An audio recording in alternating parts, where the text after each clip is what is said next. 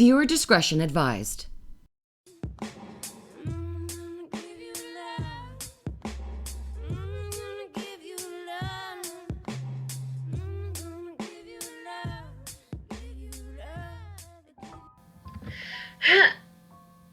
Oh, God.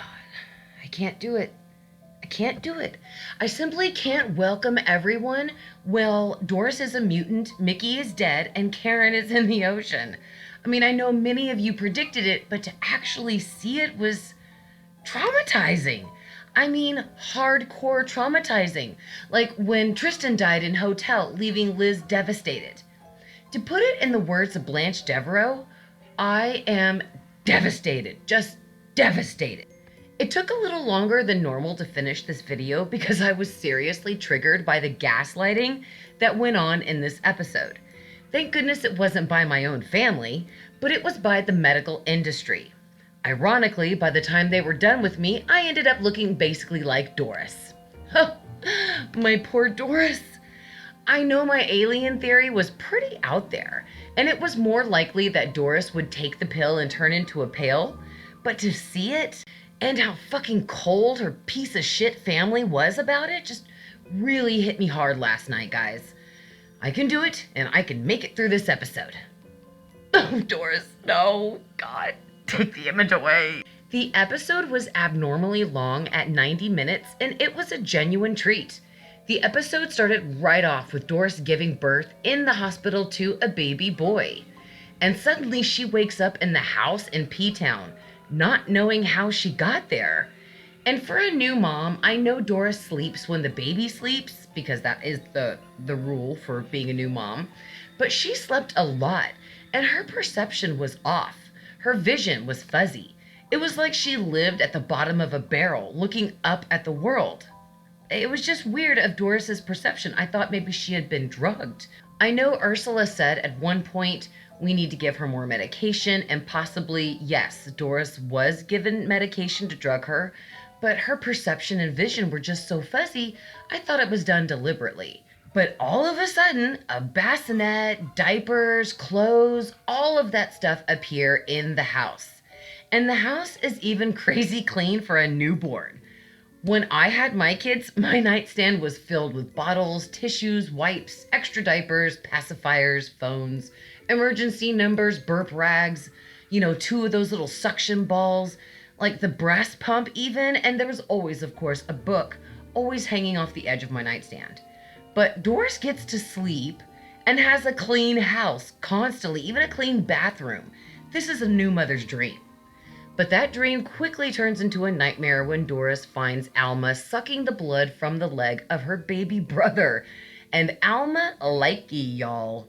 She repeatedly tells everyone the blood from her brother made her feel better than anything she ever drank before. When Doris confronts Harry and Ursula, who has been staying there to help Harry and Doris with the baby, both of them gaslight her into thinking that it's just postpartum depression. At one point, we even get to see Holden in the house in P-Town. Of course, he's ripping Doris's work apart. And when he sees Doris, he even plays her poor mental instability because of everybody around her. He plays it up to postpartum depression. Everyone is gaslighting this poor girl. Alma tries to convince Doris to take the pill, and she even tries to trick her mother into taking them without necessarily telling her mother what they do. But Doris is wise to her shit. And after Alma spills the beans about what the pill really does and the fact that they've all taken it except Ursula, Doris refuses to take the pill. She grabs the baby and tries to escape, only to be scared by the mutants that have now basically taken over the town. Alma once again tries to convince her mother to take the pill, telling Doris that she believes in her and knows she has talent just like they do. This time, Doris allows Alma to place the pill in her mouth and she swallows it. While Harry, Ursula, and Alma go out to eat, I don't know what kind of eating we're talking about here, Doris gets sick and she goes to the bathroom. And this is when Karen and Mickey's story crosses with the Gardiners. Mickey is now a rich young man who buys himself a replica of the car from Speed Racer, but doesn't buy a house. It's like he kind of pulled a Larry Bitterman on us. I don't know what it is with Ryan and Brad writing about these super rich guys who suddenly come into fame and the first thing they buy is a car, but they can't get themselves a decent house. I don't know what it is, but they just love that. They'd love to do that to us. He tries to convince Karen to take the pill, but of course she refuses.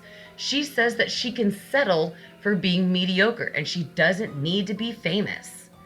Belle, of course, now requires Karen to bring her the new Gardiner baby or else her protection against the mutants completely ends. Which it kind of makes me wonder, how does any of them have any say so over the mutants? How can they tell them who to attack and who not to? So I don't understand how that works. So don't worry, guys. I am going to be making a theory about that. And I will rein it in a little bit more on this one. But Karen does not want to give Belle the baby and thinks that she can actually steal it and maybe be a mother to it to protect the baby from ever becoming eaten by the people in P-Town. She begs Mickey for help. And we discover that Mickey genuinely loves Karen. Guys, I honestly thought that they were just best friends, and I genuinely had no idea that he really cared for her that way. I genuinely found it endearing, and it really tugged at my heartstrings. But when they enter the Gardiner house, that is when they find Doris. She exits out of the bathroom after being sick, where we just left her, and her hair has started to fall out, and she has begun the process of becoming a pale. And at this point, Karen rightfully nixes the idea of stealing the baby and runs out of the house, only to be confronted by the Pales. This is when Mickey strolls up like a pimp and temporarily saves her from them. He begs her once again to take the pill so that way they can be together. Oh, that was kind of sweet. Karen still refuses, insisting that she doesn't need money to be happy. She can live being mediocre. So Mickey leaves a pill in her hand and straight up walks away from her, leaving her vulnerable to the Pales. Such a dick move. I was so in love with this character, and that was such a dick move. Oh, this is not the only time Ryan and Brad are going to do that to us this episode. And at the last moment, Karen forces herself to swallow the pill to save herself. Now, back at the Gardiner house, Doris has shaved all of her head and is about to kill the baby when Harry stops her. Whew, gotta love those baby saves, y'all. He manages to lock her in the bathroom, and Alma and Ursula fess up that they conspired together to give Doris the pill because they knew she didn't have any talent. They wanted her to be a pale person and be gone from their lives. That was some fucked up stuff, guys. Then Harry actually tells a pale Doris that their relationship had been over for a while and that it was a good thing that it ended this way because he didn't want to break her heart by divorcing her and hurting the kids in her heart, by making her see him date other people because he'd be rich and famous and he'd be dating all these starlets and she would be seeing it in the paper. Wow, that was just so kind of you to do for her, Harry. You're such a saint. So together, Harry, Ursula, and Alma release Doris from the locked room in the house so she can go be with her fellow pale people. Guys, even later, when Alma and Ursula are walking through town, they're walking through the graveyard, and they see Doris eating an animal in the graveyard. And Alma just totally walks by like she saw nothing absolutely at all. That was some cold shit, y'all. I was so in love with this family at first, and now I want all of those arrogant pieces of shit to die a horrible death. My God, I can't even say poor Doris enough. Just of what she went through in this episode. Again, I can so associate with her, and it literally broke my heart to see this theory play out. After Karen takes the pill, she takes Mickey to the beach to paint, and that is where she kills him. Ugh, you guys were so right when you predicted that she would kill Mickey. She kills him to save him from the pill and the hold that it had him under. And then she opens her wrists and she enters the ocean. Now, basically, that is the episode, guys. I mean, this episode was so beyond freaking sad. Don't get me wrong, though. I mean, I love the homage to Rosemary's Baby, and I do remember that some of y'all predicted that in the comments. I loved how Ursula played a big part in this episode. She was incredibly evil, trying to gaslight Doris, and it highly reminded me of the neighbor Minnie from the movie Rosemary's Baby. But, you know, of course, Leslie was way sexier. I loved that she supported Harry and Alma, but that was just so extreme. And Mickey and Karen's death were simply tragic. I know we were discussing it yesterday on the Weekly Wednesday live stream, but I just really don't think I was prepared for it. All of a sudden, in this episode, we see two people, I mean, at least one of them who loved the other. They had a chance. If Mickey would have just stopped taking the pill, given up the drugs, and they could have truly had a chance. But the chemist and her pill literally destroyed it all. And Doris, oh God, that hurts me every time I say it. I thought that was her in the preview for episode 5, but I didn't see a wedding ring. So in my prediction video that I put out, I didn't say anything about it, just that, hey, oh, it looks like her, but that can't be her. She's not wearing a wedding ring. I bet you guys that dickhead Harry probably took it off of her hand before sending her out to the graveyard.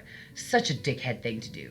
Ugh, fucking Harry. I really hope his death is painful, because he truly is an asshole for what he did to Doris. He could have just insisted to her, Doris, this is just way too much. Take the baby, here's the keys, go back to New York. Just don't tell anybody about this. Promise me, please.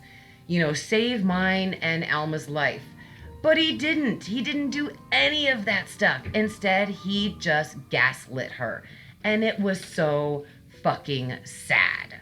So far, guys, I know Doris didn't turn out to be an alien, but thank you all to those of you who watched the video and contributed your own theories. To me, that's basically part of the fun of the season. And I'm conflicted on the rating of this episode. I'm sad over what happened to Doris, Mickey, and Karen, and I do hope that Ursula, Harry, Alma, Austin, Belle, and all those others get what they deserve. A show that can invoke that kind of emotion, oh my God, poor Doris, is definitely a good show indeed. This episode was emotionally rough, hard-hitting, and the evil side of Alma genuinely shocked me. And this definitely proves my theory that Alma is at least half alien, because we all know that aliens are assholes. And that kid is one giant asshole. Doris, I hope you get some vengeance, honey. Oh my God, I fucking hate that picture. Poor Doris. Y'all, I so relate to Doris in this episode, it isn't even funny. I give this episode a 9.9. Damn it, Doris, stop haunting me. I gave my rating and that's that. You guys let me know your ranking and thoughts on this episode in the comments. I'm working on lots of theory videos, including best fan theories, so expect it. I'm running a poll on my Twitter with various mini questions, so go to Mary Girl Moody on Twitter to participate. Results will be given in next week's episode review. Of course, guys, don't forget, weekly Wednesday live streams are every single Wednesday on my channel. If you're still hungry after this episode review, you can snack on my AHS theory videos. There's plenty, you know. Or my novels on Amazon or Barnes & Nobles or at any major bookstore. And don't forget, YouTube hates my channel, so please click the like button to help change their minds. Subscribe if you like. Till then, thank you guys so much for watching, and beware of sexy scathage. Beware of sexy scathage.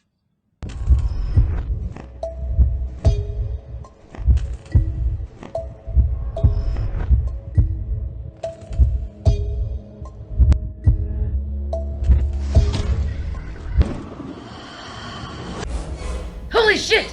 Oh my God. Fucking Doris, stop doing that to me!